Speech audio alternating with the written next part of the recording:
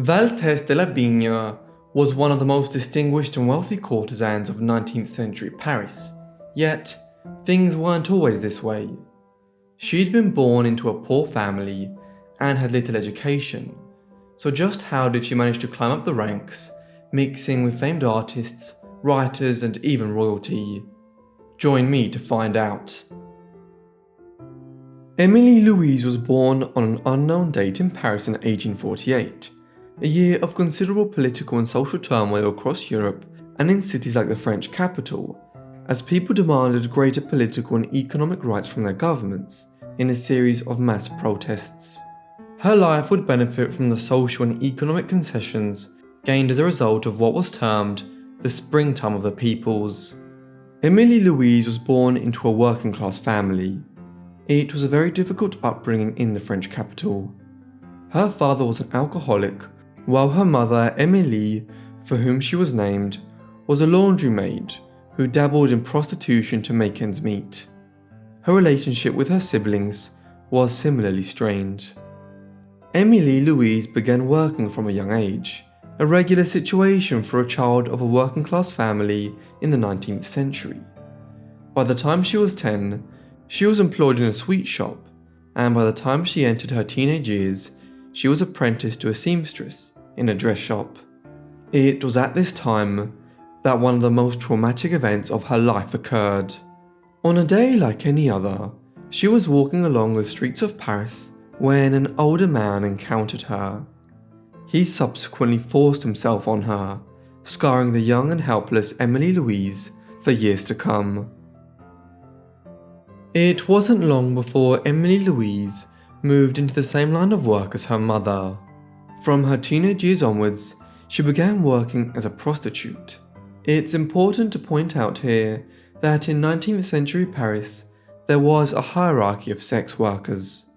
On the one end of the scale were grisettes, working class women who often had other forms of employment and engaged in prostitution on the streets of the city part-time. Such women ran the risk of arrest and incarceration, fines, or even having their heads shaved as a form of public humiliation, which declared to anyone who saw them what they had been punished for. In the middle were lorettes, who were effectively professional prostitutes, often operating out of an established and well-run brothel or their own apartment or house. Then on the far end of the scale were courtesans, women who worked with a small number of wealthier clients, made a considerable living, and had a greater claim to respectability within Parisian society. Émilie Louise began working as a grisette, but quickly moved on to become a courtesan with wealthier clients. In the process, she adopted the name Valtesse de La Bigne, Valtesse being derived from Votre Altesse, meaning Your Highness, while the spelling of her surname as de La Bigne, rather than de La Bigne, gave it an aristocratic slant. There were complications though. Émilie Louise gave birth to 2 daughters while still in her late teens. These were placed in her mother's care, but she had to sue for custody when their treatment proved so neglectful that one of her daughters died. The other, a girl named Julia, was placed back in her mother's custody, though Émilie Louise felt she could still not look after her herself, and instead sent her to a Catholic boarding school to be raised and educated. By the late 1860s, as she entered her 20s, Émilie Louise had emerged as one of the French capital's most acclaimed courtesans. Much of this was based on her own self-promotion. As well as coming up with a new aristocratic-sounding pseudonym, she invented an elaborate backstory, claiming for instance to have been the mistress of Napoleon III, the Emperor of France between 1852 and 1870. She began courting wealthy and notable visitors to France and aspired to wealth and social standing. And to do this, she began spending much of her time attending and visiting clients at La Pérouse, a restaurant which had been open in Paris for a century and which had become a noted haven for wealthy individuals and courtesans to dine at with some discretion. Émilie Louise soon began to acquire the fame she craved.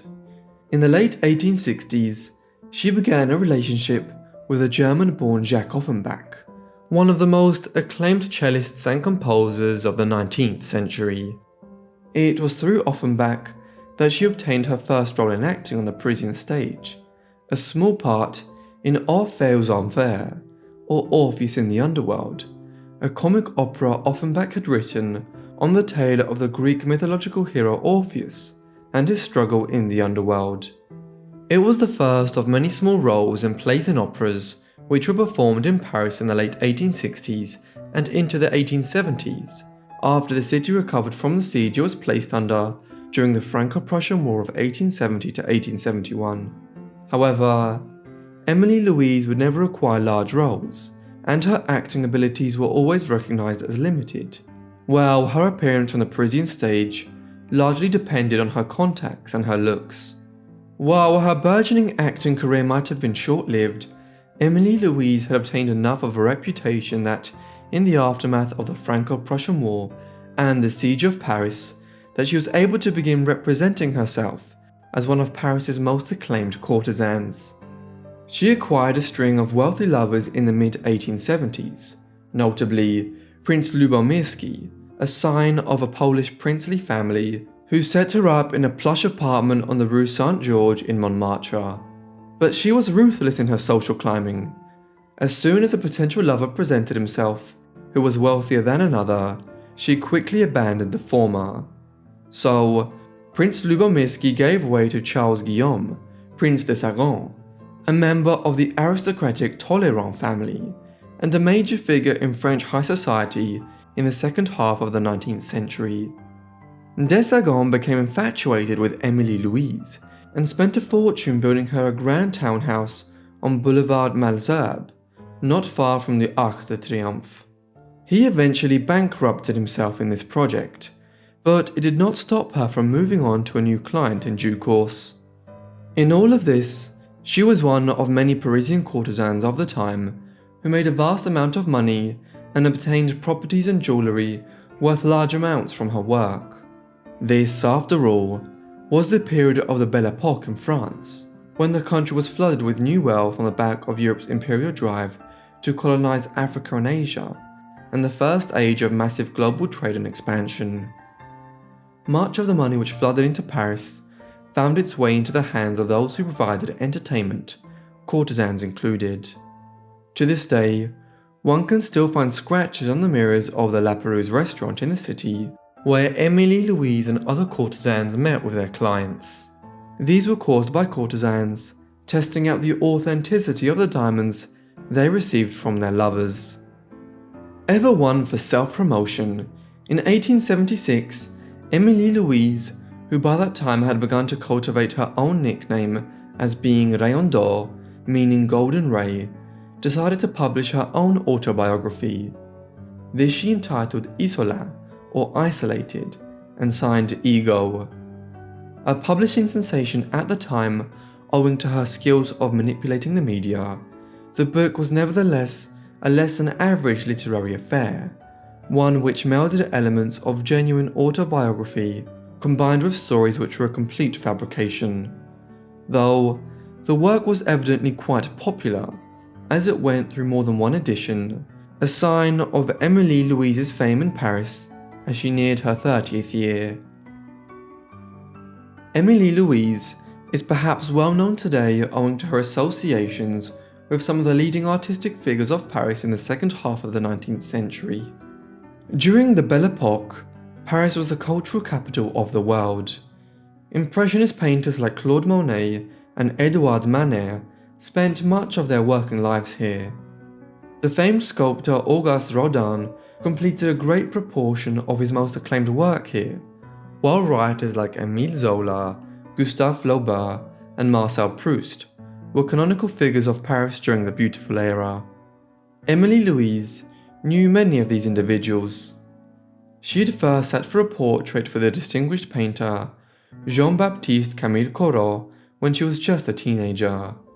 She continued to do so throughout her early adult years. The most famous portrait of her was a side profile painted by Edouard Manet in 1879, just after she had turned 30. Today, this can be found on display in the Metropolitan Museum of Art in New York City. Other associations were more tempestuous. Émilie Louise had made the acquaintance of both Émile Zola and Gustave Flaubert in the literary salons of the city in the 1870s, but Zola grew to dislike her, in large part because she seems to have rejected him as a client. He subsequently caricatured her in his 1880 novel Nana, the tale of a streetwalker who rises to become a high-class prostitute during the late 1860s. What's more, the analogies to the Valtesse's life were not exactly subtle. Yet, Zola was not the only acclaimed literary figure of the day that Émilie Louise rejected.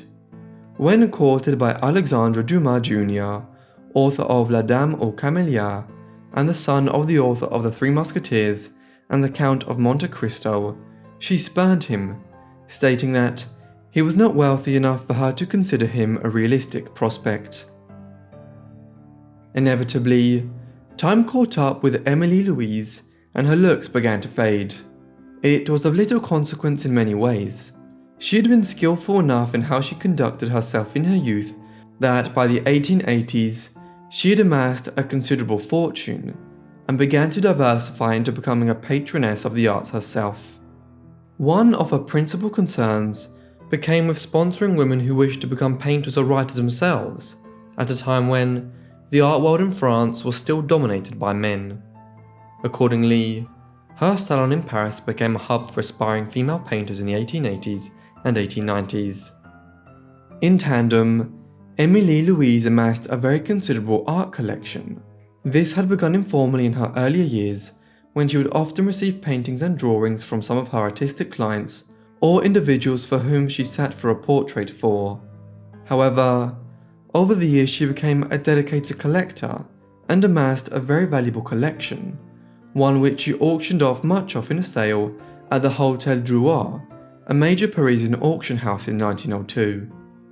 Unfortunately, the collection became dispersed and is difficult to recreate today, but one famous piece associated with her, which can still be viewed by the public, is actually her bed.